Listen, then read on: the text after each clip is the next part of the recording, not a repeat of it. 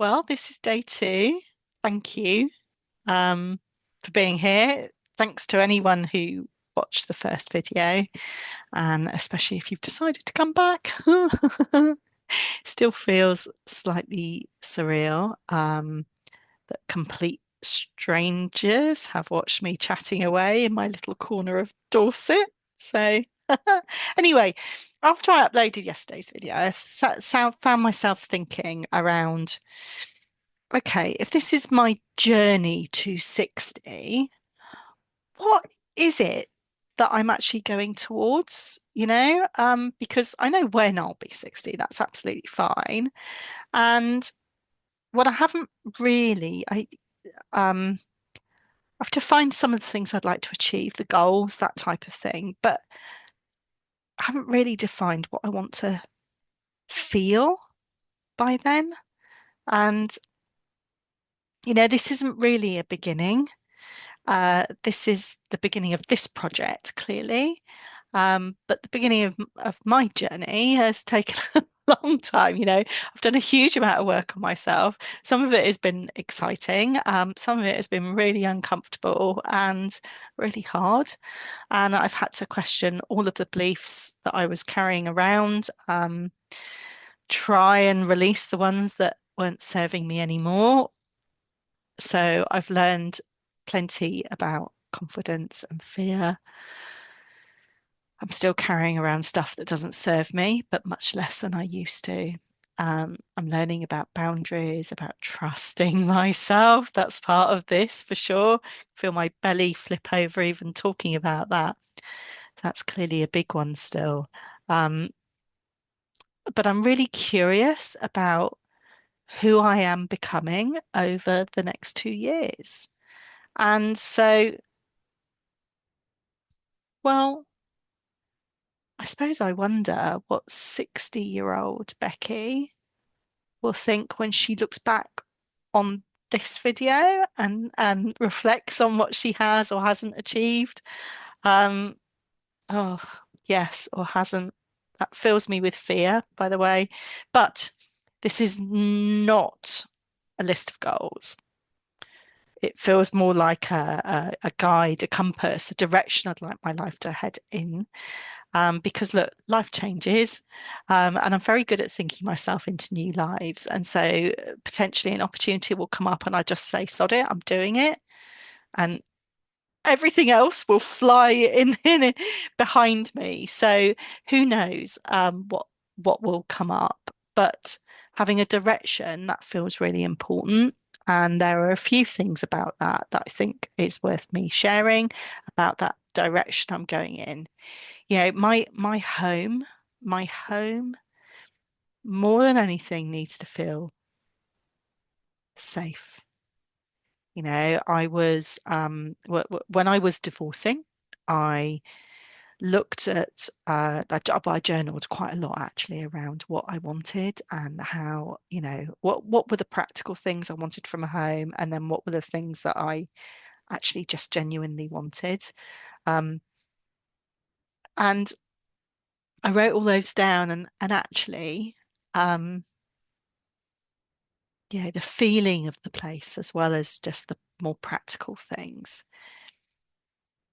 Somewhere peaceful, somewhere safe, somewhere close to the sea, um, somewhere where I could be myself. And, if I look around my little rented house, um, I've achieved a lot of that actually. I've ticked a lot of the boxes, the garden that I can walk out onto, um, because somehow I've had flats with beautiful gardens, but if they're away from the house, I don't go to them. I don't know whether anyone else is weird like that, but I find if I don't have the access, I don't go. So I wanted a little garden and I just step out into my little garden and it's lovely and sunny and too hot at the moment, if I'm really honest. But um, anyway, I'm rambling a little bit, but uh, you know, whether I own this or not, which I don't, it still fulfills a lot of the needs and a lot of the feelings that I wanted. Um, whilst I was going through this transition. So I suppose what I want to do is acknowledge that, you know, sometimes we find things, the things that we want, but perhaps in a just a slightly different way to what we expected to find them. And this little house is definitely one of them. Paying rent when I've owned my own home since my uh, early 20s has been painful. Um,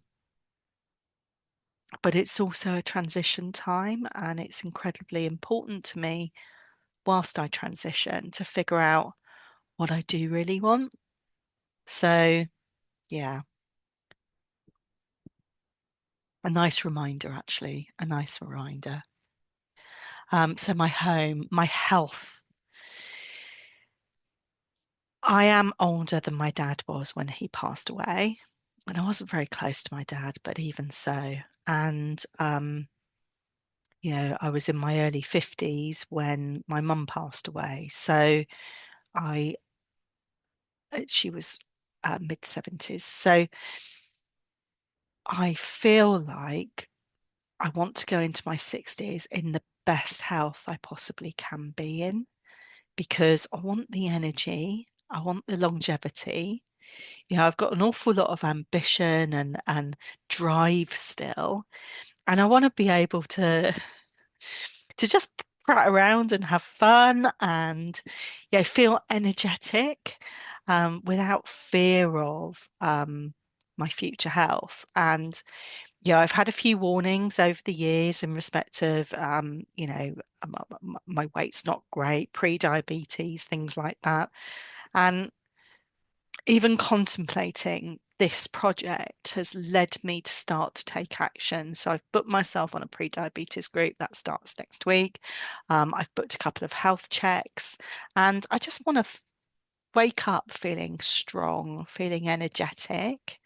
Um, I want to be able to walk along the coast and look over the cliffs. I want my body to help me really enjoy life and try some crazy stuff. And if numbers are part of that journey, I'll share them. But I don't really need to talk about what my weight is and what I want it to be, or what my waist size is and what I want it to be.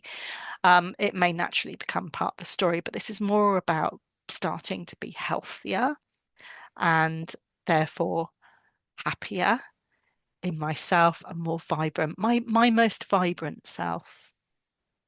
That's who I want to be. My most vibrant self. And not because I'm trying, but because I am. Oh, that's got me.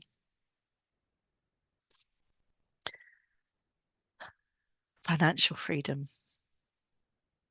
This isn't about being super rich. It may be rich by some standards. It's not about being super luxurious, but it may be luxurious by some people's standards. What I want is the financial security. I want to be able to make choices and have the breathing space, so I'm not worrying about um, at the moment, I have run a cash flow document that's really helpful to me. It helps me see further into the future than I would do otherwise financially, and just figure out where I am. But I want to be able to be generous. When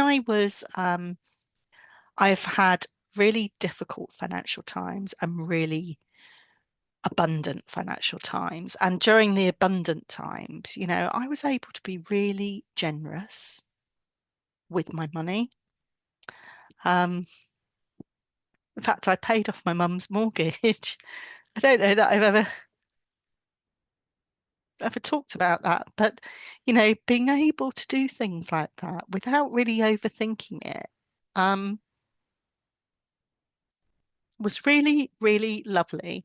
And I want to be able to be that person again who can choose to do something that really makes a difference, um, but also makes a difference to me. I felt great doing it, really great doing it. Um, Financial freedom gives you some peace and some choices. And I love travel as well. I love travel. And, I'd like to do a bit of luxurious travel if I'm honest as well. It's not so much the destination, it's more the way I get there. So I wouldn't mind camping in Cambodia, let's say. I love Cambodia. Um, would I camp nowadays with the spiders and bears? I'm not so sure on that one, but there we go. But to get there in a way that's super comfortable, like business class, oh my God, that would be amazing. So financial freedom. What else am I looking for? My work, my work to be yeah, solid. And part of that is building my business up further for sure. And I genuinely love helping people and the way I run my business. It's just me. I hope to get a small team behind me who are doing some of the moving parts, but it's my work is me. Um, and I really love doing that. But in addition to that, I'm looking to buy a business.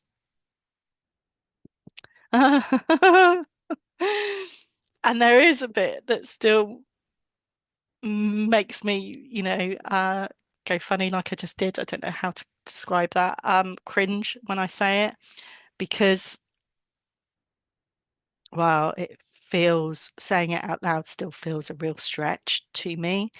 It scares me quite a lot. But I know I've got a lot of the right skills for it. And, sometimes I think, who the hell do I think I am? uh, to do that. And people who I know look at me and go, "What? Why on earth do you want to put yourself through that?" And it's like there's an opportunity for me, number one, to genuinely become a great employer of people, help other people live their lives in the way that they want to. But also, it's a way of creating financial wealth and freedom for myself as well in the future. My pension pot's not great and has been wiped out considerably over the last couple of years. And so uh, it will help me and my future, maybe my 70s rather than my 60s. But if I don't do something now, it's going to be harder and harder to do it. So that's on the compass too. Whether or not I manage is a different matter, but I do hope so. I do hope so. And then I would love to have better relationships with people. And what I mean by that is some deeper relationships. And that's on me. I've started to build friendships in this local area. I've been here over a year now, with some really genuinely beautiful people. But I've always been somebody who has just been a little bit on the outside. So for me, this is about more spontaneity, more adventures, more laughter, more silliness, even playing games. I love board games, so doing some of that stuff. So I want that to keep expanding, and that may include a love interest as well. We'll wait and see on that one. But I think the biggest thing is actually my definition of success. 5 years ago, I'd have probably talked about the goals, the big achievements, the tick, tick, tick. But today, success feels much quieter, um, much more peaceful, healthy, secure, so that I can enrich my life. That makes me think about the chickens we used to own and the enrichment for them. But, this is about trusting myself that I can build the life that I want, to wake up excited on the day ahead and yeah, be able to move that forward. So this, I think, is really what this project is about. Not me trying to prove anything, Not me pretending I've got life worked out for sure, but just paying attention to what matters, what changes, who I become, who am I becoming? And yeah, somewhere along the way, if something I learn helps somebody else, well, that's just awesome, isn't it? So awesome. So really, this is me and my journey towards that change in life. So that's my compass, not guarantee for sure, not a guarantee. Definitely not just a checklist. This is about, the direction I really want to be walking towards now, right now at least, and we'll see what happens. We'll see what changes, we'll see what's possible. Um, what surprises me, what disappoints me. Because there's bound to be a few of those along the way. So look, before I go, I'm going to leave you with the question that I've been asking myself is what would 60-year-old Becky thank today's Becky for? And I think that right now, starting this project, giving it a go, seeing what's going to happen, seeing what's going to be achievable and what's not going to be achievable. That is the exciting thing right now. So, look, if you're asking yourself a similar question or similar questions about, what is possible, where is your life taking you? Where are you taking your life? In fact, this is more about you taking action on the future you, me taking action on the future me. Um, so if you're in a similar situation, if you're asking yourself similar questions, I'd love your company. And well, I will see you soon. Bye for now. Bye.